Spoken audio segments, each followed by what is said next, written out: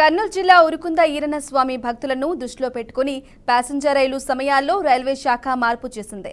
Guntakal to Raichur passenger గుంతకల్లులో ఉదయం 6:45 ప్రారంభమై 7:54 ఆదోని, 8:26 కొసిగి, 8:47 మంత్రాలయం, 9:40 రాయచూర్ చేరుకుంటుంది.